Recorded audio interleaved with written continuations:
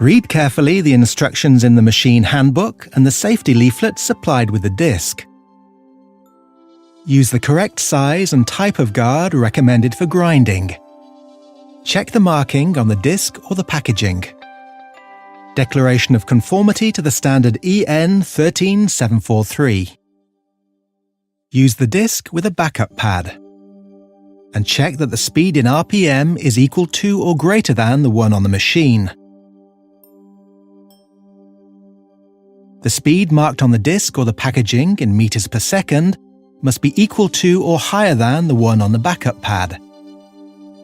If the speed is 80 meters per second, this means that the speed on the machine must not be higher than 12,000 RPM. Follow any instruction on material suitability given by the manufacturer. Do not use a damaged disc. To be safe, make sure the machine is isolated. Fit the guard for grinding.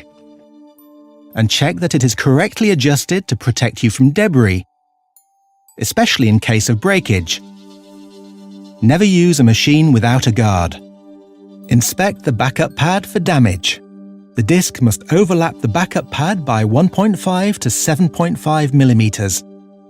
Place the backup pad on the machine spindle. Position the disc and fasten with the special front flange provided with the backup pad.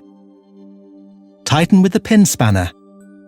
The machine spindle must not protrude through the clamping nut by more than 3 millimeters when tightened. Fit the handle. Wear your personal protective equipment, suitable clothing, mask, eye protection, ear protection, protective gloves. Make sure that the workpiece cannot move, that the working area is clean and tidy, and that no other person is at risk. Reconnect the machine, start it, and let it run freely at least 30 seconds to ensure that the disc does not break or run with excessive vibration. Work in a stable position. Always hold an angle grinder with both hands. Grind at an angle of about 10 degrees to the workpiece, moving from side to side, without excessive force on the disc to not damage it. After turning off the machine, wait until the disc has stopped running before putting down the machine and unplug it. Never force the disc to stop. Remove the disc if it is not to be used again. Follow all the safety recommendations to avoid serious injury.